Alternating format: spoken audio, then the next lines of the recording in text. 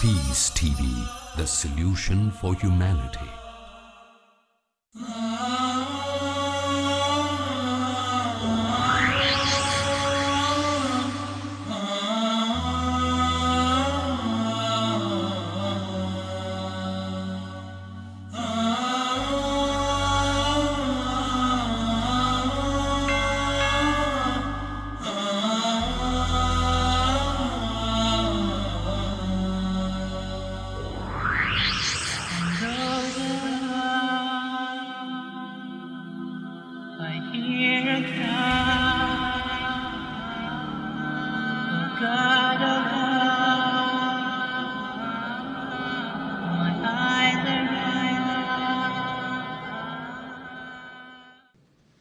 السلام عليكم ورحمة الله.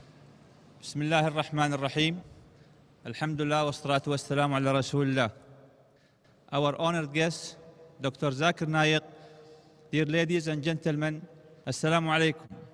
Under the patronage of His Highness Sheikh Mohammed bin Rashid Al Maktoum, Crown Prince of Dubai and UAE Minister of Defense, Dubai International Holy Quran Hour in its 9th session has the pleasure to welcome Dr. Zakir Naik tonight.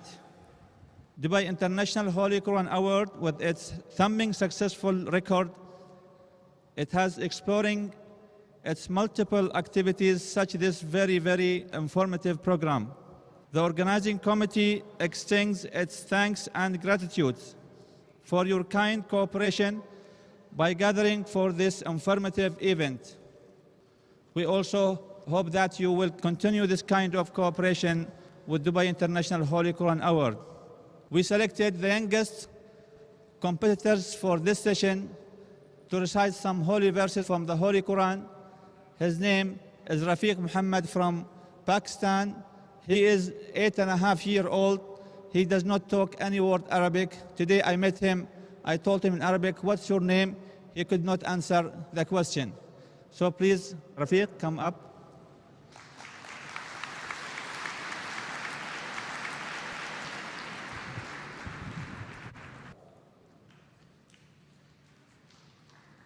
أعوذ بالله من الشيطان الرجيم. بسم الله الرحمن الرحيم. وإذ قالت الملائكة يا مريم إن الله اصطفاك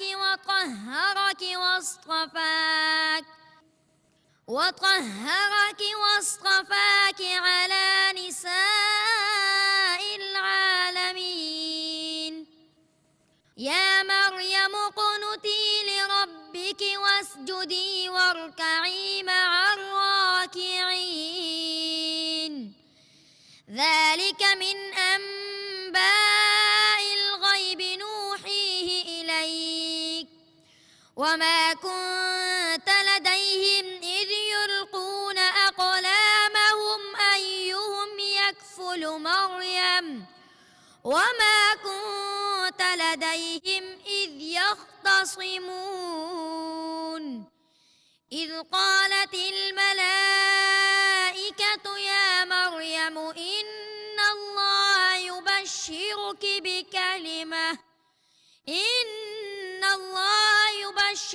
بكلمة منه اسمه المسيح عيسى ابن مريم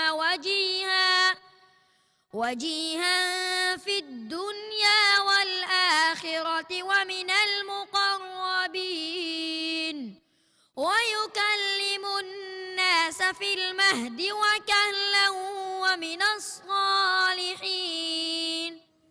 قالت رب أنى يكون لي ولد ولم يمسسني بشر قال كذلك الله يخلق ما يشاء إذا قضى أمرا فإنما يقول له كن فيكون. صدق الله العظيم.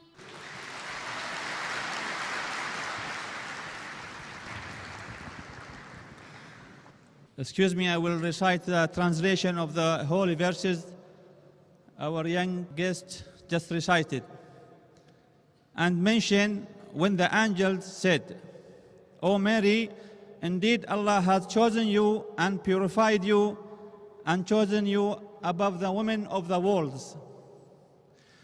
O Mary, be devoutly obedient to your Lord and prostrate and bow with those who bow in prayer."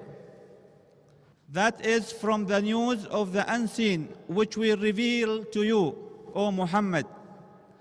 And you were not with them when they cast their pens as to which of them should responsible for Mary, nor were you with them when they disputed.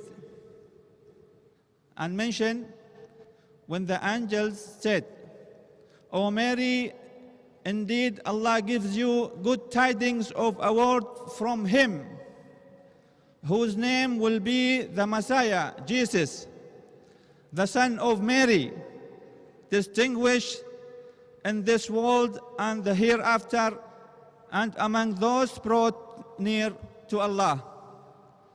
He will speak to the people in the cradle and in maturity, and will be of the righteous." She said, "My Lord, how will I have a child when no man has touched me?" The angel said, "Such is Allah. He creates what He wills. When He decrees a matter, He only says to it, 'Be,' and it is." Sadaqallahu al-Azim. Dr. Zakir Naik, our tonight's and tomorrow's guest, is a medical doctor by professional training. Dr. Zakir Naik is renowned as a dynamic international orator on Islam and comparative religion.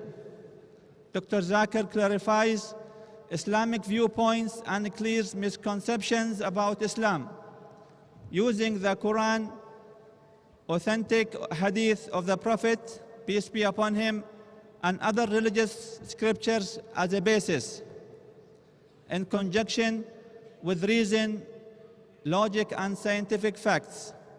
Dr. Zakir Naik is 39 years old. He is popular for his critical analysis and convincing answers to challenging questions posed by audiences after his public talks. In the last 10 years, Dr. Zakir Naik has delivered more than 1,000 public talks in the USA, Canada, UK, Saudi Arabia, UAE, Kuwait, Qatar, Bahrain, Australia, New Zealand, South Africa, Botswana, Malaysia, Singapore, Hong Kong, Thailand, Guyana, and many other countries, in addition to numerous public talks in India. I have the pleasure now to invite our dear guest, Brother Dr. Zakir Naik, to proceed to the stage. Please welcome.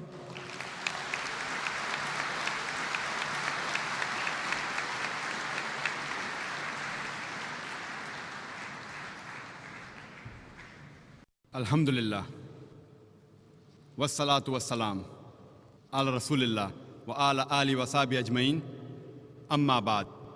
A'udhu billahi minash shaitanir rajim, bismillahir rahmanir rahim. Kul, ya ahlal kitab, ta'alaw ila kalmatin sawa'in baynana baynakum, alla na'budu illa Allah, wa la nushrika bihi shay'an, wa la yattakhiza ba'duna ba'dan arbaban min dunillah, fantawallaw. Fakulu shahadu بأننا مسلمون. رب اشرح لي صدري ويسر لي أمري واحلل عقدة من لساني يفقهوا قولي. Respected Mr. Arif Julfar, my respected elders, and my dear brothers and sisters, I welcome all of you with the greetings used by Jesus, peace be upon him, which is mentioned in the Gospel of Luke, chapter number 24, verse number 36. In Hebrew, he said, Shalom alaikum. And in Arabic, we Muslims say, Assalamu alaikum. May peace be on all of you. The topic of this evening's talk is similarities between Islam and Christianity. Islam comes from the root word salam, which means peace. It's also derived from the Arabic word silm, which means to submit your will to Almighty God. In short, Islam means peace acquired by submitting your will to Almighty God. And anyone who submits his will to Almighty God, he is called as a Muslim. People have a misconception that Islam is a new religion which came into existence 1400 years ago. And Prophet Muhammad, peace be upon him, is the founder of this religion. In fact, Islam is there since time immemorial, since man set foot on this earth. And Prophet Muhammad, peace be upon him, is not the founder of this religion, but he is the last and final messenger of Allah subhanahu wa ta'ala, of Almighty God. It is mentioned in the Quran, in Surah Fatir, chapter number 35, verse number 24. وَإِم مِّنْ أُمَّةٍ إِلَّا خَلَا فِيهَا النَّذِيرُ. There is not a nation or a tribe to whom we have not sent a warner or a guide. It's mentioned in Surah Ra'd, chapter number 13, verse number 7. وَلِكُلِّ قَوْمٍ هَادٍ. And to every nation have we sent a guide. By name, there are 25 messengers mentioned in the glorious Quran. For example, Adam, Noah, Abraham, Moses, Jesus, Muhammad, peace be upon them all. By name, 25 messengers are mentioned in the Quran. Islam is the only non-Christian faith which makes it an article of faith to believe in Jesus Christ, peace be upon him. No Muslim is a Muslim if he does not believe in Jesus Christ, peace be upon him. We believe that he was one of the mightiest messengers of Allah subhanahu wa ta'ala, of Almighty God. We believe that he was the Christ, translated as Masih. We believe that he was born miraculously without any male intervention, which many modern day Christians today do not believe. We believe that he gave life to the dead with God's permission. We believe that he healed those born blind and lepers with God's permission. By name, there are 25 messengers given in the glorious Quran. But it's also mentioned in Surah Nisa, chapter number 4, verse number 164. And Surah Ghafir, chapter number 40, verse number 78, that we narrate to you the stories of some of the messengers, of the others we don't. That means the story of only some of the messengers are mentioned in the glorious Quran. Our beloved Prophet Muhammad sallallahu alaihi wasallam said that there were 124,000 messengers sent on the face of the earth. But all the messengers that came before the last and final messenger, Prophet Muhammad, peace be upon him, they were only sent for their people. And the message which they proclaimed was supposed to be followed in totality only for a particular time period. For example, Jesus Christ, peace be upon him, he was sent only for the Bani Israel, only for the Jews. It's mentioned in the glorious Quran. In Surah Al-Imran, chapter number 3, verse number 49, that we appointed Jesus Christ, peace be upon him, as a messenger to the Bani Israel, to the children of Israel. It's mentioned in Surah Saf, chapter number 61, verse number 6, that Jesus Christ, peace be upon him, was sent as a messenger to the children of Israel. The same message is given in the Bible. If you read the Bible, it's mentioned in the Gospel of Matthew, chapter number 10, verse number 5 and 6. Jesus Christ, peace be upon him, he tells his apostles that go ye not into the way of the Gentiles. Who are the Gentiles? The non-Jews. Go ye not into the way of the Gentiles. Enter ye not into the city of the Samaritans, but rather go to the lost sheep of the house of Israel. Jesus Christ, peace be upon him, further says, it's mentioned in the Gospel of Matthew, chapter number 15, verse number 24. I have not been sent but to the lost sheep of the house of Israel. So Jesus Christ, peace be upon him, was sent as a messenger only to the Bani Israel, only to the Jews, only to the lost sheep of the house of Israel. But since Prophet Muhammad, peace be upon him, was the last and final messenger.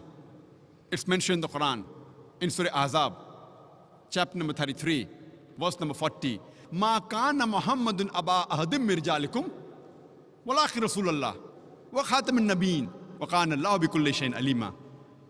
Which means, Prophet Muhammad, peace be upon him, is not the father of any of you men, but he is the messenger of Allah. And he is the seal of the prophets. And Allah is all-knowing, full of knowledge. Since Prophet Muhammad, peace be upon him, was the last and final messenger, he was not sent only for the Muslims or only for the Arabs. It's mentioned in the Quran, in Surah Anbiya, chapter number 21, verse number 107. وَمَا أَرْسَلْنَاكَ إِلَّا رَحْمَةً لِلْعَالَمِينَ. That we have sent thee not but as a mercy to all the worlds, as a mercy to all the creatures, as a mercy to the whole of humanity. It's repeated in the Quran, in Surah Sabah, chapter number 34, verse number 28. وَمَا أَرْسَلْنَاكَ إِلَّا كَافَّةً لِلنَّاسِ بَشِيرًا وَنَذِيرًا. That we have sent thee not but as a universal messenger, giving glad tidings and warning them against sin. But most of the human beings yet do not know. Since Prophet Muhammad, peace be upon him, was the last and final messenger, he was not sent only for the Muslims or for the Arabs, he was sent for the whole of humanity. And the prophecy of Prophet Muhammad, peace be upon him, is mentioned in the scriptures of all the major world religions. It's even mentioned in the Bible. If you read the Old Testament, it's mentioned in the book of Deuteronomy, chapter number 18, verse number 18. Almighty God says, I shall raise them a prophet from among thy brethren, like unto thee, and I shall put my words into his mouth, and he shall speak all that I command him. This prophecy, which is mentioned in the Old Testament, in the book of Deuteronomy, chapter number 18, verse number 18, Almighty God speaks to Moses, peace be upon him, and says, I shall raise them a prophet from among their brethren, like unto thee, and I shall put my words into his mouth, and he shall speak all that I command him. Many of the Christians, they say that this prophecy refers to Jesus Christ, peace be upon him. And when we ask them that how does this prophecy refer to Jesus Christ, peace be upon him, and they tell us that here the prophecy says, I shall raise them a prophet from among their brethren, like unto thee. The prophet to come should be like Moses, peace be upon him. And the similarities the Christians give between Jesus and Moses, peace be upon them, is that Prophet Jesus and Prophet Moses, peace be upon them, both of them, they were Jews. And both Prophet Jesus and Prophet Moses, peace be upon them, both of them were prophets of God. If these two are the only similarities for the fulfillment of the prophecy, then all the prophets mentioned in the Bible after Moses, peace be upon him, fulfilled the prophecy. All the prophets mentioned after Prophet Moses, peace be upon him, were Jews, and all were prophets of God. For example, Prophet Solomon, Ezekiel, Isaiah, Daniel, Joel, John the Baptist, all of them, they were Jews, and all of them were prophets of God. If these two are the only similarities, then there are several prophets mentioned in the Bible which fulfill this prophecy. In fact, if we analyze, this prophecy does not befit anyone better than the last and final messenger, Prophet Muhammad, peace be upon him. If we analyze Prophet Moses and Prophet Muhammad, peace be upon them, both of them were born naturally. They had a mother and they had a father. But Jesus Christ, peace be upon him, he was born miraculously without any male intervention. He had a mother, but he had no father. And it is mentioned in the Quran about his birth, in Surah Al-Imran, chapter number 3, verse number 47. It's also mentioned in the Bible, in the Gospel of Matthew, chapter number 1, verse number 18, and the Gospel of Luke, chapter number 1, verse number 35, that he was born miraculously, without any male intervention. So if we analyze, Prophet Muhammad, peace be upon him, is like Prophet Moses, peace be upon him. And Prophet Jesus, peace be upon him, is unlike Prophet Moses, peace be upon him. Furthermore, we know that Prophet Muhammad and Prophet Moses, peace be upon them, both of them, they were married and they had children. But according to the Bible, Jesus Christ, peace be upon him, he was not married and he had no children. So Muhammad, peace be upon him, is like Moses, peace be upon him, and Jesus, peace be upon him, is unlike Moses, peace be upon him. Further, when we read the Quran and the Bible, we come to know that Moses, peace be upon him, he had a natural death. Same like Prophet Muhammad, peace be upon him. He too had a natural death. But Jesus Christ, peace be upon him, he did not have a natural death. According to the Quran, in Surah Nisa, chapter number 4, verse number 158, he was raised up alive. And according to the Bible also, it is the same. But many Christians say that he was crucified. Even if we agree what they say, though I've given a talk proving from the Bible that Jesus Christ, peace be upon him, he was not crucified, irrespective whether he was raised up alive or whether he was crucified, he did not die a natural death. So if we analyze, we come to know that Muhammad, peace be upon him, is like Moses, peace be upon him. And Prophet Jesus, peace be upon him, is unlike Moses, peace be upon him. Further, we come to know from the Quran and the Bible that Prophet Moses and Prophet Muhammad, peace be upon them, both of them were accepted by the people as a whole. But Jesus Christ, peace be upon him, he was not accepted by the people as a whole. It's mentioned in the Gospel of John, chapter number 1, verse number 11. He came to his own and his own people forsook him. So he was not accepted by his people as a whole. Furthermore, Moses and Muhammad, peace be upon them, they were worldly kings. That means they could give the punishment of life and death to whoever they wanted. They had that power. Jesus Christ, peace be upon him, it's mentioned in the Gospel of John, chapter number 18, verse number 36. He says, my kingdom is not of this world. And furthermore, Moses and Muhammad, peace be upon them, both of them, they brought a new law. But Jesus Christ, peace be upon him, he did not bring a new law. He came to confirm the previous law.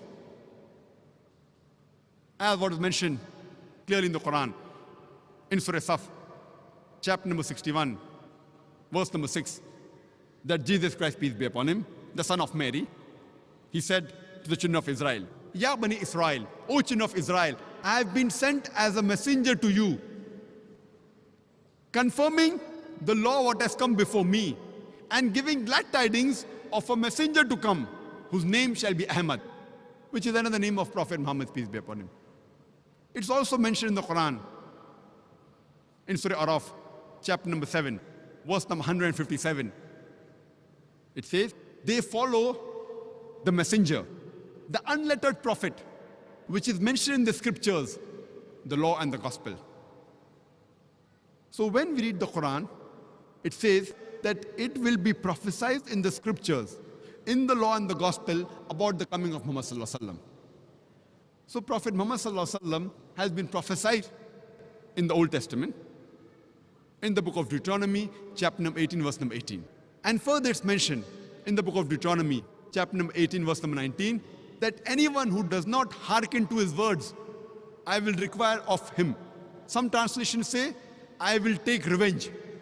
That means anyone who does not follow this messenger to come, Almighty God will take revenge from these people. It's further mentioned in the Old Testament, in the book of Isaiah, chapter number 29, verse number 12. It says, the book will be given to him who's not learned, and it will be said, pray, read this, and he will say, I am not learned. And this is exactly what happened when the first revelation came to the last and final messenger, Prophet Muhammad sallallahu alaihi wasallam. And we know from history that when Prophet Muhammad, peace be upon him, went to Jabal Nur, Gar Hira, there when the first revelation was brought by Archangel Gabriel, and he said, Ikra. Our Prophet Muhammad sallallahu alaihi wasallam said, Ma ana biqari, I am not learned. This is exactly the fulfillment of the prophecy mentioned in the book of Isaiah, chapter number 29, verse number 12, that when the book will be given to him who is not learned, and it will be said, pray, read this, he will say, I am not learned. And this is exactly what Prophet Muhammad said, Ma ana biqari, I am not learned. Even the name of Prophet Muhammad, peace be upon him, is mentioned in the Old Testament. It's mentioned in the book of Solomon, chapter number 5, verse number 16. Hikko mamitakim bikulli Muhammadim, zaydudi zairai vaina Jerusalem. It's a Hebrew quotation which says, Hikko mamitakim bikulli Muhammadim. The translation which means that his mouth is more sweet. He's altogether lovely. He's my beloved. He's my friend, O daughters of Jerusalem. But the Hebrew quotation is, Hikko mamitakim vi kulli Muhammadim. In Semitic languages, normally, usually, im is added as a respect. So to the name Muhammad is added Muhammadim, im. So it becomes Muhammadim. So he is mentioned by name in the original manuscript. But they translate the proper noun to altogether lovely. So when you read the translation of the Bible, you don't realize that Prophet Muhammad, peace be upon him, his name is mentioned in the Bible. Time doesn't permit us to go into all the details of the prophecies, but Prophet Muhammad, peace be upon him, is even mentioned in the New Testament. It's mentioned in the Gospel of John, chapter number 14, verse number 16. Jesus Christ, peace be upon him, says that I will pray to my Father, I'll pray to Almighty God to send you a comforter. It's further mentioned in the Gospel of John, chapter number 15, verse number 26. And when I pray to my Father, and when he sends you a comforter, he will abide with you forever. It's further mentioned in the Gospel of John, chapter number 16, verse number 7. Nevertheless, I tell you the truth. It is expedient for you that I go away. For if I go not away, the comforter shall not come. For if I depart, shall I send him. Jesus Christ, peace be upon him, says that nevertheless, it is expedient for you that I go away. For if I go not away, the comforter shall not come. For if I depart, shall I send him. Now this comforter, if we analyze, in the original script, in the language Aramaic, it is paraclete, which means the praiseworthy, which is the translation of the name Muhammad sallallahu alaihi wasallam.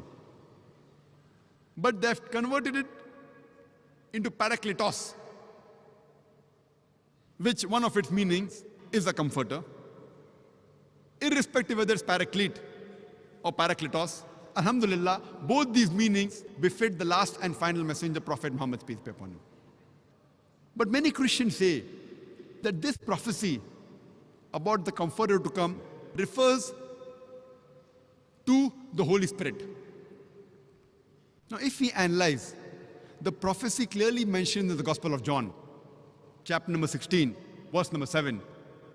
Nevertheless, I tell you the truth. It is expedient for you that I go away. For if I go not away, the comforter shall not come. The criteria for the comforter to come is that Jesus Christ, peace be upon him, should go. If he goes, the comforter shall come. Only after he departs will he send him. So the major criteria for the comforter to come is after Jesus Christ, peace be upon him, departs. From the Bible, we know that the Holy Spirit was already there before Jesus Christ, peace be upon him. He was there in the womb of Elizabeth.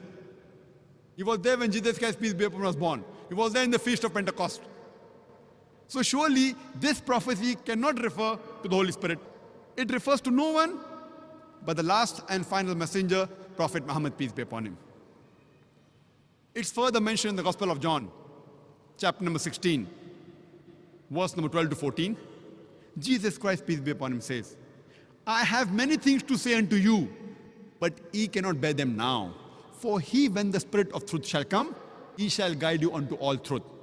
He shall not speak of himself. All that he hear shall he speak. He shall show you things to come. He shall glorify me. This prophecy again refers to no one but the last and final messenger, Prophet Muhammad sallallahu alaihi wasallam. It says, I have many things to say unto you. Jesus Christ, peace be upon him, is saying, I have many things to say unto you, but ye cannot bear them now. For he, when the Spirit of truth shall come, he shall guide you unto all truth. He shall not speak of himself. All that he hear shall he say. He shall guide you to the truth. He shall show you things to come. He shall glorify me. And this prophecy does not refer to anyone but the last and final messenger, Prophet Muhammad sallallahu alaihi wasallam. I have given a separate talk only on the prophecy of Muhammad sallallahu alaihi wasallam in the Bible, which you can speak for us together only on this topic. It's further mentioned in the glorious Quran, in Surah Rad, chapter number 13, verse number 38. It says, لِكُلِّ أَجْلٍ kitab. In every age have we sent a book, have we sent a revelation. By name, there are 4 revelations mentioned in the Quran: Torah, Zabur, Injil, and the Quran. Torah is the Wahi, the revelation which was given to Moses, peace be upon him. Zabur is the Wahi, the revelation which was given to Prophet David, peace be upon him. Injil is the Wahi, the revelation which was given to Prophet Jesus, peace be upon him. And Quran is the last and final revelation which was given to the last and final messenger, Prophet Muhammad, peace be upon him. By name, only 4 revelations are mentioned in the glorious Quran. But in every age, Almighty God has sent a revelation. There are several other revelations, for example, Sufa, Ibrahim, etc. But by name, only 4 are mentioned. All the revelations that were revealed before the last and final revelation, the glorious Quran, they were meant only for a particular group of people. And the message which was sent was meant to be followed in totality only for a particular time period. But since Quran was the last and final revelation, it was not meant only for the Muslims or for the Arabs. It's mentioned in the Quran, in Surah Ibrahim, chapter number 14, verse number 1. Alif Lam Ra. This is the book we have revealed to thee, Prophet Muhammad, peace be upon him, so that thou may leadest the mankind from the depths of darkness to light. It says, so that Prophet Muhammad, peace be upon him, will lead the whole of mankind, not only the Muslims or the Arabs, from the depths of darkness to light. It's mentioned in Surah Ibrahim, chapter number 14, verse number 52. Here is a message for mankind. Let them take warning therefrom. Let them know there is one God. Let the men of understanding take heed. It's mentioned in Surah Baqarah, chapter number 2, verse number 185. Ramadan was the month in which the Quran was revealed. As a guidance to the whole of humankind, as a criteria to judge right from wrong. It's mentioned in Surah Az-Zumar, chapter 39, verse number 41. We have revealed to thee, Prophet Muhammad, peace be upon him, the book to instruct the humankind. It doesn't say to instruct only the Muslims or the Arabs, but to instruct the whole of humankind. Since Quran is the last and final revelation, it was not meant only for the Muslims or the Arabs, it was meant for the whole of humankind. Our beloved Prophet Muhammad sallallahu alaihi wasallam said, it's mentioned in Sahih Bukhari, volume number 1, in the book of Iman, hadith number 8, our beloved Prophet said that the religion of Islam is based on 5 principles, on 5 pillars. The first is La ilaha illallah Muhammad Rasulullah. The second is establishing Salah. The third is Zakat. The fourth is Saum, and the fifth is Hajj. The first pillar is La ilaha illallah Muhammad Rasulullah. There's no God but Allah, and Prophet Muhammad, peace be upon him, is the messenger of Allah. It's mentioned in the Quran in Surah Baqarah, chapter number 2, verse number 177. It is not righteousness that you turn your face to the east or west, but it is righteousness that you believe in Allah, you believe in Almighty God, you believe in the last day, you believe in His angels, in His books and His messengers. I started my talk by quoting a verse from the glorious Quran, from Surah Al-Imran, chapter number 3, verse number 64, which says, Kul ya ahlal kitab, say, O people of the book, ta'alaw ila kalmatin sawa'im bainana bainakum, come to common terms as between us and you. Which is the first term? Allah na'budu illallah, that we worship none but one Almighty God. Wala nushrika bihi shay'an, that we associate no partners with Him. Wala yattakhiza ba'duna ba'dan arbaban min dunillah, that we erect not among ourselves lords and patrons other than Allah. Fain tawallahu, if then they turn back. Fakulu shadu, Say, ye bear witness, be anna Muslimun, that we are Muslims bowing our will to Allah subhanahu wa ta'ala. This verse of the glorious Quran shows us the way how to speak with different types of people, especially the Ahl Kitab. It says, Ta'alaw ila kalmatin sawa'im bainana bainakum. Come to common terms as between us and you. Which is the first term? Allah na'budu illallah. That we worship none but one Almighty God. Wala nushrika bihi shay'an. That we associate no partners with Him. Wala yattakhiza ba'duna ba'dan arbaban min dunillah. That we erect not among ourselves lords and patrons other than Allah. We have to come to the common terms, to the similarities which are mentioned in the Bible and the Quran. It's clearly mentioned in the Quran, in Surah Ikhlas, chapter number 112, verse number 1 to 4. It says, Qul huwa Allahu ahad. Say, He is Allah one and only. Allahu samad. Allah, the absolute and eternal. Lam yalid walam yulad. He begets not, nor is He begotten. Walam yakul lahu kufuwan ahad. There is nothing like Him. This is a four-line definition of Allah subhanahu wa ta'ala, of Almighty God, given in the glorious Quran. If any person says so and so candidate is God, if that candidate fits in this four-line definition of Surah Ikhlas, we Muslims have got no objection in accepting that candidate as God. The first is, Qul huwa Allahu ahad. Say He is Allah one and only. Second, Allahu samad. Allah, the absolute and eternal. Lam yalid walam yulad. He begets not, nor is He begotten. Walam yakul lahu kufuwan ahad. There is nothing like Him. This four-line definition of Surah Ikhlas is called as the touchstone of theology. Theo means God. Logy means study. Theology means the study of God. Surah Ikhlas is the touchstone of theology. Any person saying that so-and-so candidate is God, any person is worshipping any God, put that God to the test of Surah Ikhlas. If he passes this four-line definition of Surah Ikhlas, we Muslims have got no objection in accepting that candidate as God. The similar message is given in the Bible. It's mentioned in the Bible in the book of Deuteronomy, chapter number 6, verse number 4. Moses, peace be upon him, says, Shema Israelo, Adnai Lahainu Adnai Echad. It's a Hebrew quotation which means, Hear, O Israel, the Lord, our God, is one God. And when Jesus Christ, peace be upon him, was asked, which is the first of the commandments, he repeated verbatim what was mentioned by Moses, peace be upon him. It's mentioned in the Gospel of Mark, chapter number 12, verse number 29.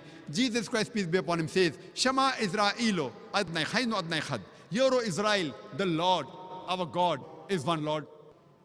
It's further mentioned in Surah Nisa, chapter number 4, verse number 48, that Allah subhanahu wa ta'ala, Almighty God, will never forgive the sin of associating partners with God. Any other sin, if He pleases, He may forgive. But anyone who has associated partners with God, he has done the most heinous sin. The same message is repeated in Surah Nisa, chapter number 4, verse number 116, that Almighty God, He will never forgive the sin of joining other gods with Allah subhanahu wa ta'ala. Any other sin, if He pleases, He may forgive. But anyone who has joined other gods with Allah subhanahu wa ta'ala, he has strayed away very far. So the biggest sin in Islam is associating partners with Almighty God, joining other gods with Allah, the Almighty God. And the same message is given in the Bible, in the book of Exodus, chapter number 20, verse number 3 to 5. It's mentioned that Almighty God says, Thou shalt have no other gods besides me. Thou shalt not make unto thee any graven image or any likeness of anything in the heavens above, in the earth beneath, and the water under the earth. Thou shalt not bow down to them, nor serve them, for I, thy God, thy Lord, is a jealous God. The same message is repeated in the book of Deuteronomy, chapter number 5, verse number 7 to 9. Almighty God says, Thou shalt have none other gods besides me. Thou shalt not make unto thee any graven image of anything or any likeness in the heavens above, in the earth beneath, or in the water beneath the earth. Thou shalt not bow down to them, nor serve them, for I, thy God, thy Lord, is a jealous God. It's clearly mentioned in the Quran, in Surah Ma'idah, chapter number 5, verse number 72. لَقَدْ كَفْرَ الَّذِينَ قَالُوا إِنَّ اللَّهَ هُوَ الْمَسِيحُ ابْنُ مَرْيَمَ. They are blaspheming, they are doing kufr. Those who say that Allah is Jesus, the son of Mary. The Quran says they are blaspheming, they are doing kufr. Those who say that God is Jesus, the son of Mary. وَقَالَ الْمَسِيحُ. But said Christ, Ya Bani Israel, O children of Israel, U'budullah, worship Allah, Rabbi wa Rabbakum, who's my Lord and your Lord. Inno mushrik billah. Anyone who associates partners with Allah, faqad harram Allah alayhi al-jannah. Allah will make Jannat haram for him. Wama wahun nar, wama li zalimin min ansar. And fire shall be his dwelling place, and he shall have no helpers in the hereafter. Jesus Christ, peace be upon him, said, Inno mushrik billah. Anyone who associates partners with Almighty God, faqad harram Allah alayhi al-jannah. Allah will make paradise forbidden for him. وَمَا وَهُ النَّارِ وَمَا لِلظَّالِمِينَ مِنْ أَنصَارٍ. And fire shall be his dwelling place, and he shall have no helpers in the hereafter. The biggest sin in Islam, as well as Christianity, is to associate partners with God. But unfortunately, there are many of our Christian brothers and sisters who say that Jesus Christ, peace be upon him, he claimed divinity. In fact, if you read the Bible, there is not a single unequivocal statement in the complete Bible where Jesus Christ, peace be upon him, himself says that I am God, or where he says worship me. I would like to repeat my statement that if you read the Bible, there is not a single unequivocal statement, not a single unambiguous statement in the complete Bible where Jesus Christ, peace be upon him, himself says that I am God, or where he says worship me. In fact, if you read the Bible, Jesus Christ, peace be upon him, said, it's mentioned in the Gospel of John, chapter number 14, verse number 28. Jesus Christ, peace be upon him, said, my Father is greater than I. Gospel of John, chapter number 10, verse number 29. My Father is greater than all. Gospel of Matthew, chapter number 12, verse number 28. I cast out devils with the Spirit of God. Gospel of Luke, chapter number 11, verse number 20. I, with the finger of God, cast out devils. Gospel of John, chapter number 5, verse number 30. I can of my own self do nothing. As I hear, I judge, and my judgment is just. For I seek not my will, but the will of my Father. Anyone who says, I seek not my will, but the will of Almighty God, he's a Muslim. Jesus Christ, peace be upon him, said, I can of my own self do nothing. As I hear, I judge, and my judgment is just. For I seek not of my will, but the will of Almighty God. Anyone who says that I submit my will to the will of Almighty God, in Arabic, we call him as a Muslim. Muslim means submitting your will to Almighty God, as I mentioned initially. So Jesus Christ, peace be upon him, was a Muslim. It's mentioned in the book of Acts, chapter number 2, verse number 22. It says, Ye men of Israel, listen to this. Jesus of Nazareth, a man approved of God amongst you by miracles and wonders and signs, which God did by him, and you are witness to it.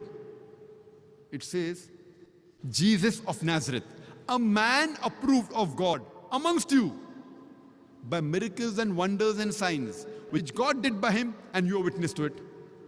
Jesus Christ, peace be upon him, he never claimed divinity. He was one of the mightiest messengers of Allah subhanahu wa ta'ala, of Almighty God. It's mentioned in the Quran, in Surah Isra, chapter number 17, verse number 110. Kulidullah awidur rahman, ayamatadu, falal asmal husna. Say, call upon him by Allah or by Rahman. By whichever name you call upon him, to him belong the most beautiful name. You can call Allah subhanahu wa ta'ala by any name, but it should be a beautiful name. It should be a name given by Allah and his messenger. It should not conjure up a mental picture. And there are no less than 99 different attributes given to Allah subhanahu wa ta'ala. And this message, that to him belongs the most beautiful names, besides Surah Isra, chapter number 17, verse number 110, it's also mentioned in Surah Taha, chapter number 20, verse number 8, in Surah Araf, chapter number 7, verse number 180, as well as Surah Hashr, chapter number 59, verse number 24, that to Allah subhanahu wa ta'ala belong the most beautiful names. And if we read the Quran, there are no less than 99 different attributes given to Allah subhanahu wa ta'ala. For example, Ar-Rahman, Ar-Rahim, Al-Hakim, most merciful, most gracious, most wise, no less than 99. And the crowning one, it is Allah. Why do we Muslims prefer calling Allah by the Arabic name Allah instead of the English word God? The reason is because a person can play mischief with the English word God. For example, if you add S to God, it becomes gods. That's plural of God. There is nothing like plural Allah. Kul huwa Allahu ahad. Say He is Allah one and only. If you add E-E-S-S to God, it becomes goddess. That means a female God. There is nothing like male Allah or female Allah. Allah subhanahu wa ta'ala has got no gender. If you add a father to God, it becomes Godfather. He's my Godfather, He's my guardian. There's nothing like Allah Father or Allah Abba in Islam. If you add a mother to God, it becomes Godmother. There's nothing like Allah Mother or Allah Ammi in Islam. Allah is a unique word. If you prefix a tin before God, it becomes tin God. There's nothing like tin Allah in Islam. That's the reason we Muslims, we prefer calling Allah by the Arabic word Allah instead of the English word God. And this word Allah, I being a student of comparative religion, this word Allah is mentioned in the scriptures of the major world religions. And it's also mentioned in the Bible. If you read the Bible, it's mentioned in the Gospel of Mark, chapter number 15, verse number 34, as well as Gospel of Matthew, chapter number 27, verse number 46. When Jesus Christ, peace be upon him, when he was put on the cross, he cries out, Eli, Eli, lama sabachthani, which means, my God, why hast thou forsaken me? In every Bible, any translation you pick up, any language, whether it be English Bible, Hindi Bible, Tagalog Bible, French Bible, German Bible, any Bible you pick up, this word, Allah, Allah, lama sabachthani, has been maintained in its pure form. Why? Allah knows the best. Why have these original words have been maintained? And then the translation says, my God, why hast thou forsaken me? But the original, Allah, Allah, lama sabachthani, has been maintained for reasons best known to Allah subhanahu wa ta'ala in all the Bibles. You pick up any version of the Bible, King James Version, RSV Version, New American Standard Version, New World Translation, any version out of the hundreds available, any language of the Bible, this verse, Allah, Allah, lama sabachthani, has been maintained. And the translation, if it's the English Bible, my God, why hast thou forsaken me? Now if you want to try it out, that people say, but natural, Allah, Allah, lama sabachthani does not sound similar to my God, why hast thou forsaken me? Does it sound similar to Jehovah, why hast thou forsaken me? And the answer is no. Now if you translate this verse into Arabic, Allah, Allah, lama sabachthani, it will read Allah, Allah, lama taraktani. Hebrew and Arabic, they are Semitic languages. Allah, Allah, lama sabachthani, Allah, Allah, lama taraktani. They sound similar. So Jesus Christ, peace be upon him, too used the same word Allah, Almighty God. And this word Allah, I being a student of comparative religion, is mentioned in the scriptures of the major world religions. That's the reason we Muslims, we prefer calling Allah by the Arabic word Allah instead of the English word God. The second pillar of Islam, it is Salah. And normally people translate Salah into English as prayers. To pray means to beseech, to ask for help. I personally don't think that prayer is the correct translation of the Arabic word Salah. Because to pray means to beseech, to ask for help. In our Salah, besides asking for help from Almighty God, we are also praising Him. At the same time, we are getting benefit from Allah subhanahu wa ta'ala, from Almighty God. We are getting guidance. That's the reason I personally prefer calling prayers as a sort of programming towards righteousness. For example, if after Surah Fatiha, the Imam, he may recite Surah Maida, chapter number 5, verse number 90, which says, Ya ayyuhallazina amanu, O you believe, innamal khamru wal maisuru, most certainly intoxicants and gambling, wal anzabu wal azlamu, dedication of stones, divination of arrows, rishthum min amali shaitan, these are Satan's handiwork. Fashtanibu la'allakum tuflihun. Abstain from this handiwork that you may prosper. Here we are being programmed, we are being guided by Allah subhanahu wa ta'ala that alcohol is prohibited, gambling is prohibited, fortune telling is prohibited, idol worship is prohibited. We are being programmed towards righteousness. And Allah says in the Quran, in Surah Ankabut, chapter number 29, verse number 45, Utlu ma uhiya ilayka min al-kitabi, waqimus salata, inna salata, tanha anil fasha al munkar. That recite of what we have revealed to thee by inspiration. And establish regular prayers. For verily prayer restrains you from shameful and unjust deeds. The Quran says that prayer restrains you from shameful and unjust deeds. Therefore, I prefer calling salah rather than prayers as programming towards righteousness. Or in layman's terminology, it's called as brainwashing. But normally when you hear the adhan and somebody asks, where are you going? And if you say, I'm going for brainwashing, it sounds a bit odd. So I've got no objection if someone uses the English word prayer for the Arabic word salah. But I like to remind them it is not the appropriate translation. Similarly, when I say that Allah is the correct word, God is not the appropriate translation. But if someone uses God for Allah when they're speaking to non-Muslims, like what I'm doing today, when I use the word God for Allah, I've got no objection, but I like to remind them that God is not the appropriate translation of the Arabic word Allah. Similarly, prayer is not the appropriate translation of the Arabic word salah. And we Muslims have to offer salah minimum 5 times a day. It's mentioned in the Quran in Surah Isra, chapter number 17, verse number 78. And Surah Taha, chapter number 20, verse number 130, that we have to offer salah 5 times a day. Like how, for a healthy body, the doctors, they tell us, we should have 3 meals a day. Similarly, for a spiritual soul, we should offer salah 5 times a day.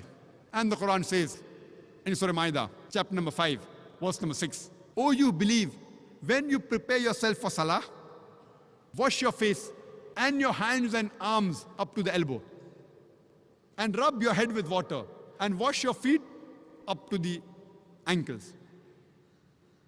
Ablution, wudu, is one of the prerequisites before salah. Wudu is fard. The same message is even given in the Bible. If you read the Bible, it is mentioned in the book of Exodus, chapter number 40, verse number 31 and 32, that Moses and Aaron and their sons, they washed their hands and feet thereat. And when they went to the temple and when they approached the altar of God, they washed as was commanded by Almighty God. The same message repeated in the book of Acts, chapter number 21, verse number 26. It says that Paul, along with his men, he washed before he appeared in front of the Lord. And previously it was mentioned in the book of Exodus, chapter number 40, verse number 31, and verse number 32, that Moses and Aaron and his sons, they washed before they appeared in front of the Lord. So wudu is compulsory in Islam as well as in Christianity, ablution. Further it's mentioned in the Quran, in Surah Taha, chapter number 20, verse number 11 and 12. When Moses approached the fire, he heard a voice, O Moses, I am your Lord.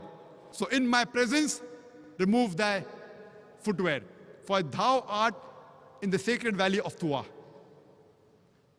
Removing the footwear for salah was a commandment given by Almighty God, Allah subhanahu wa ta'ala, to Moses, peace be upon him. This message is also repeated in the book of Exodus, chapter number 3, verse number 5. It says, Almighty God says to Moses, draw not nigh hither, put off thy shoes from off thy feet, for thou art on the sacred grounds. The same message repeated in the book of Acts, chapter number 7, verse number 33. Put off thy shoes from thy feet, for thou art on sacred grounds. So because it was a commandment of Almighty God to Moses, we remove our footwear before offering salah. But it's also mentioned in the hadith of Muhammad sallallahu alaihi wasallam in Abu Dawud, volume number 1, book of Salah, chapter number 240, hadith number 653. Shuaib, may Allah be pleased with him, he said on the authority of his father that his grandfather said he saw Prophet Muhammad, peace be upon him, pray with his footwear as well as without his footwear. So we Muslims, we can offer salah with our footwear as well as without our footwear. But when we offer with our footwear, we have to see to it that we clean the soles. Furthermore, it's mentioned in Sahih Bukhari, volume number 1, in the book of Adhan, chapter number 75, hadith number 692, Hazrat Anas, may Allah be pleased with him. He said that when we offered salah, our shoulders touch the shoulders of the companion. It's mentioned in Abu Dawud, volume number 1, in the book of Salah, chapter number 245, hadith number 666. Abdullah ibn Umar, may Allah be pleased with him, he said that the Prophet, before starting salah, he turned around and said that straighten your rows, stand shoulder to shoulder, close in the gaps, and do not leave any opening for the devil. The Prophet was not referring to the devil, which you see in the museum with 2 horns and a tail. He was referring to the devil of racism, of caste, of color, of wealth, irrespective whether rich or poor, king or pauper. When you stand for salah, you stand shoulder to shoulder, irrespective whether black or white, yellow or brown. When you stand for salah, you stand shoulder to shoulder. And the best part of salah is the sujood. It is the prostration. In the Quran, sujood is mentioned no less than 92 times. And Allah says in Surah Al-Imran, chapter number 3, verse number 43, that, O Mary, worship thy Lord devotedly, and prostrate thyself, and bow down with those who bow down. Allah repeats the message in Surah Hajj, chapter number 22, verse number 77. That, Ya ayyuhallazina amanu, O you believe, bow down, and prostrate yourselves, and worship the Lord, and do good things, so that you may prosper. All the messengers of Allah subhanahu wa ta'ala, of Almighty God, when they offered salah, when they prayed to Almighty God, they did the sujood. They prostrated. And if you read the Bible, it's mentioned in the book of Genesis, chapter number 17, verse number 3. Abraham fell on his face when he prayed to the Lord. It's mentioned in the book of Numbers, chapter number 20, verse number 6, that Moses and Aaron fell upon their face and the Lord appeared to them. It's mentioned in the book of Joshua, chapter number 5, verse number 14, that Joshua fell on his face and he prayed to God. It's mentioned in the Gospel of Matthew, chapter number 26, verse number 39. In the Garden of Gethsemane, Jesus Christ, peace be upon him, he fell on his face and he prayed to God. So all the prophets of God, they fell on their face and they prayed to God. And no gymnast also can do better than the way we Muslims do. By falling on the face and pray to God, that means we put the highest part of our body, the forehead, on the lowest part on the ground, and we say, Subhana bin Allah, that glory be to Allah, who's the Most High. And today the psychologists, they tell us that the mind is not directly under our control, but our body is directly under our control. If I want to raise my hand, I can raise my hand. I can take a step forward. But the mind is not directly under our control. Therefore, to humble your mind, you have to humble your body. And there's no better way than to put the highest part of your body, the forehead, the lowest part on the ground, and then say, glory be to Allah, the Most High. Glory be to Allah, the Most High, thrice. The third pillar of Islam is zakah. Zakah means to purify. It means growth. And in Islam, every rich person who has a saving of more than the nisab level, more than 85 grams of gold, he or she should give 2.5% of that saving every lunar year in charity. If every rich human being gives zakat, poverty will eradicate from this world. There will not be a single human being who will die of hunger. As mentioned in the Quran in Surah Al-Hashr, chapter 59, verse number 7, that zakat had been prescribed so that it prevents the wealth from circulating amongst the rich. Zakat, obligatory charity, has been prescribed so that it prevents the wealth from circulating only amongst the rich. And the same guidance is given in 1 Peter chapter number 4, verse number 8, that give fervent charity. For charity covers up multitude of sins. The fourth pillar of Islam, it is Sawm, that is fasting. Every adult Muslim who's healthy, he should fast, that is abstain from food, drink and sex, from dawn to sunset, for one full lunar month, that is the month of Ramadan. This is called as Sawm, as fasting. And it's mentioned in the Quran, in Surah Baqarah, chapter number 2, verse number 183, that fasting has been prescribed to you as it was prescribed to people who came before you, so that you may learn self-restraint. The main reason for fasting, according to the Quran, is for self-restraint, is for self-control. And today the psychology, they tell us that if you can control your hunger, you can control almost all your desires.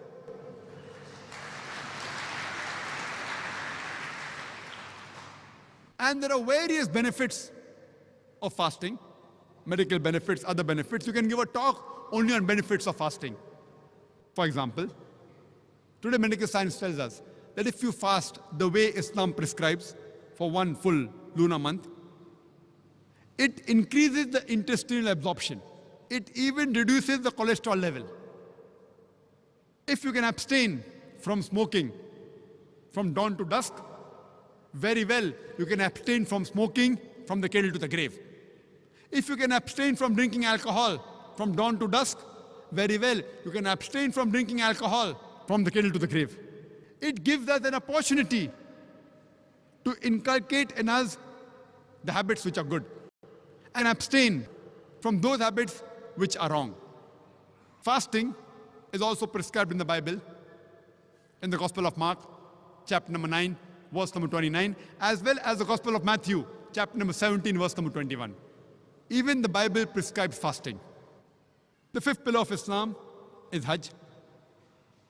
Every adult Muslim who has the means to perform Hajj should perform Hajj, that is the pilgrimage to the holy city of Makkah, in the month of Hajj, at least once in his lifetime. Hajj is the biggest annual gathering of the world. About 2.5 million people gather from different parts of the world. From America, from UK, from Canada, from India, from Pakistan, from UAE, from Malaysia, from Indonesia. 2.5 million people gather from different parts of the world. And they're dressed up in 2 pieces of unsewn cloth, preferably white. The men, they're dressed up in 2 pieces of unsewn cloth, preferably white. You cannot identify the person standing next to you whether he's a king or a pauper. It is the best example of international brotherhood.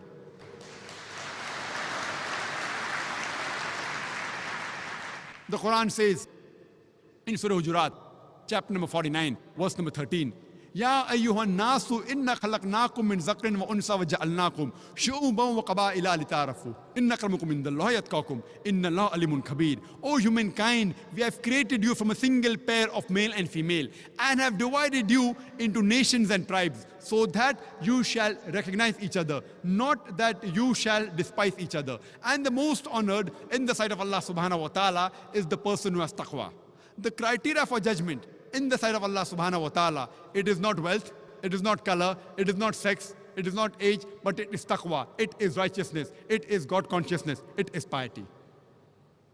And if you read the Bible, it's mentioned in the Bible, in the book of Psalms, chapter number 84, verse number 4 to 7. It says, blessed are those people who travel to the valley of Bakkah. Bakkah is another name for Makkah. It's also mentioned in the Quran, in Surah Al-Imran, chapter number 3, verse number 96, that Bakkah is the first place of worship of Allah subhanahu wa ta'ala. So Bakkah is another name for Makkah. And it is also mentioned in the Bible that blessed are those people who travel to Bakkah. This was in brief regarding the 5 pillars of Islam.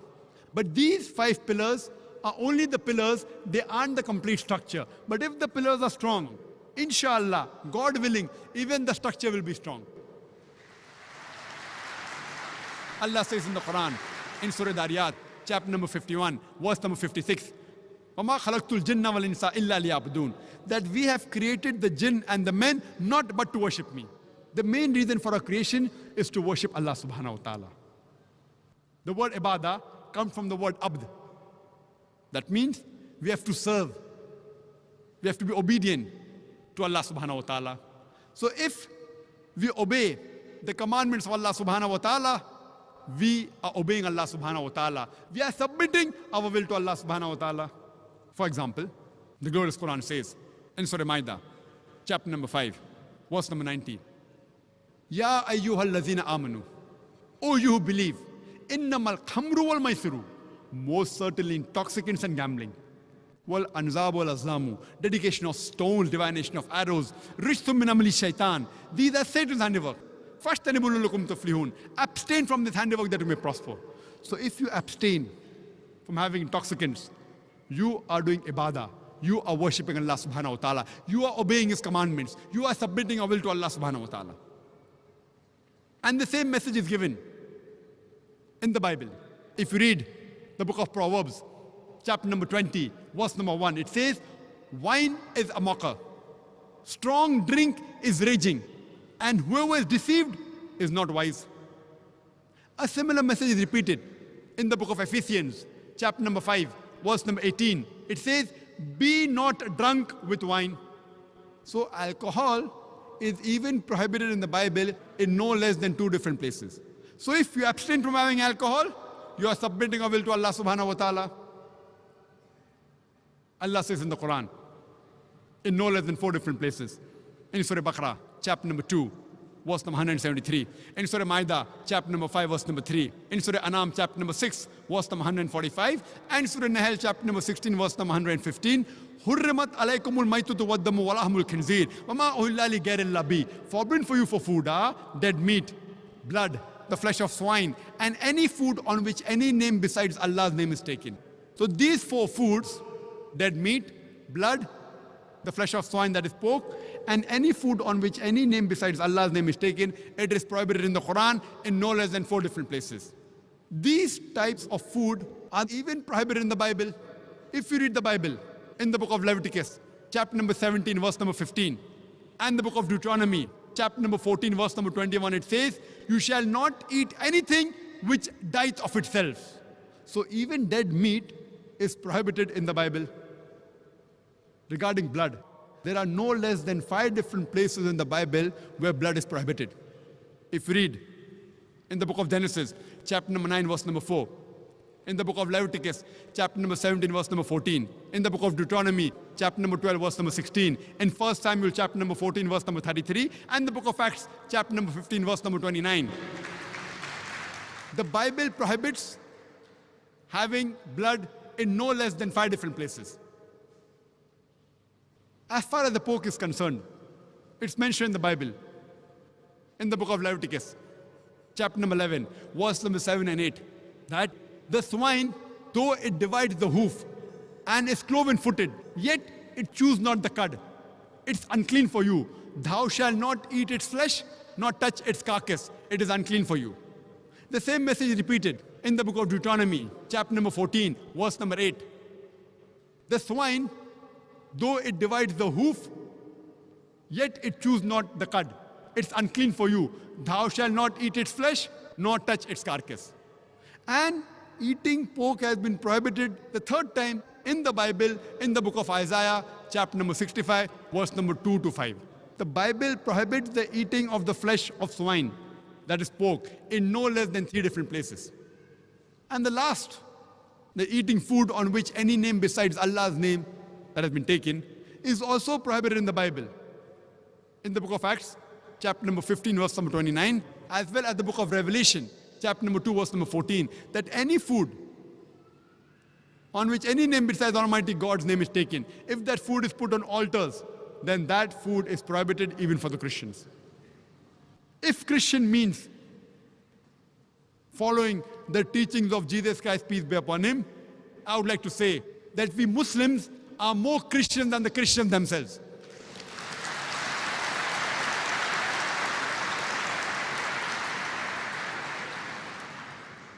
Further, if you read the Quran gives us various guidance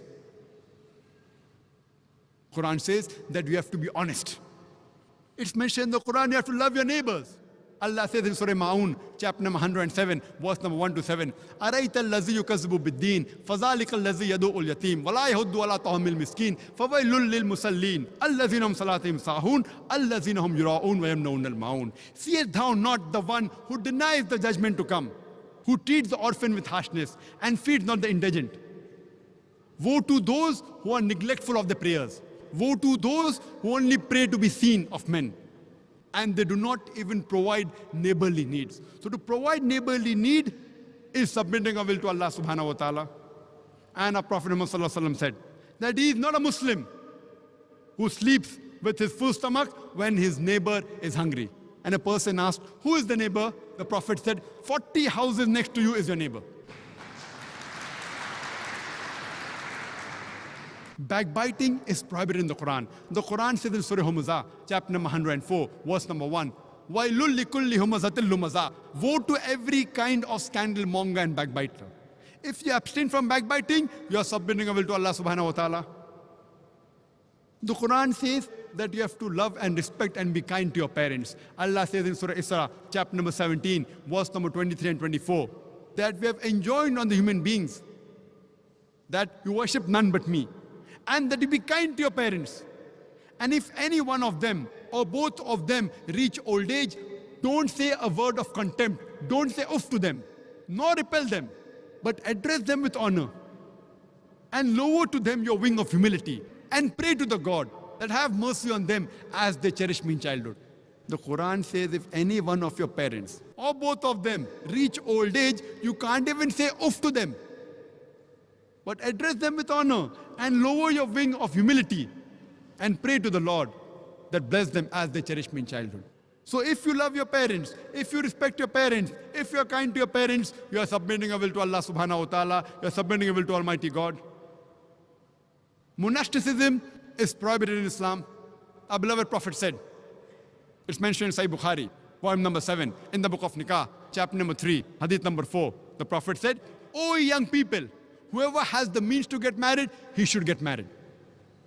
The Prophet said, whoever does not marry is not of me. So if you marry, you are submitting your will to Allah subhanahu wa ta'ala.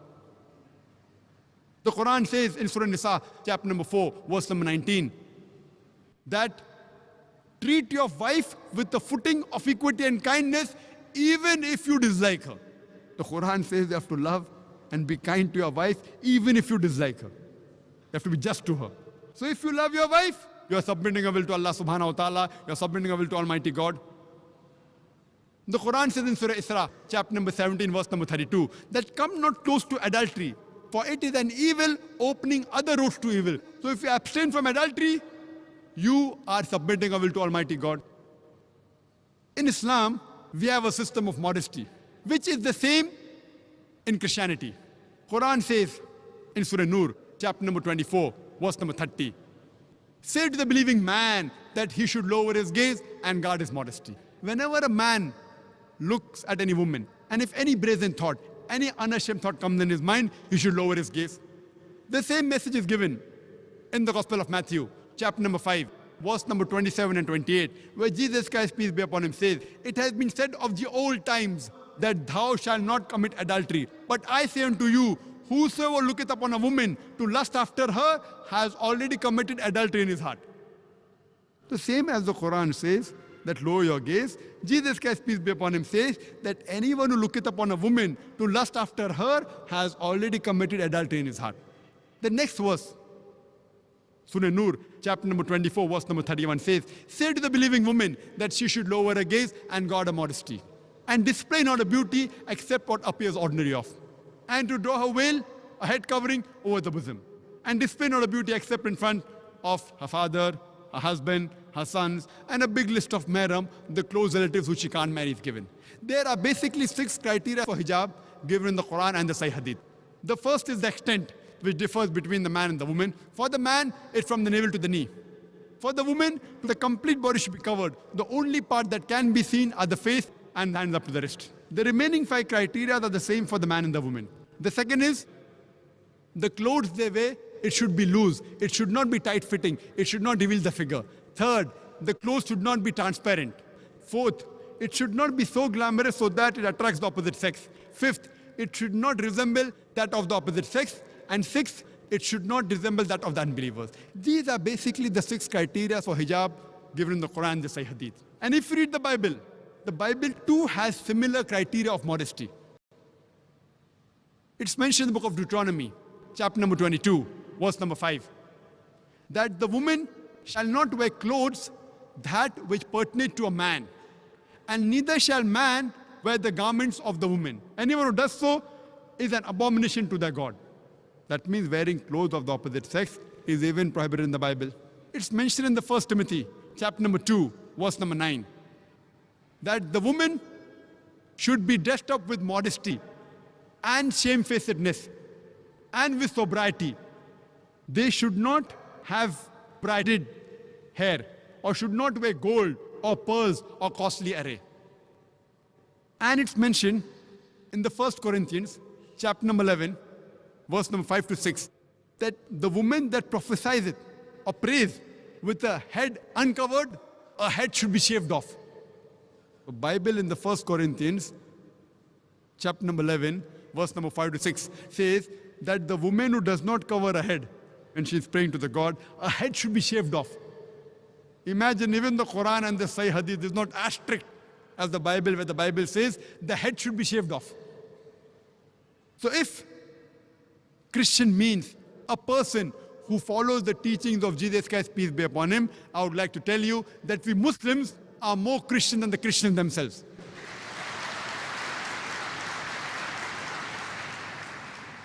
It is the Sunnah in Islam that we are circumcised.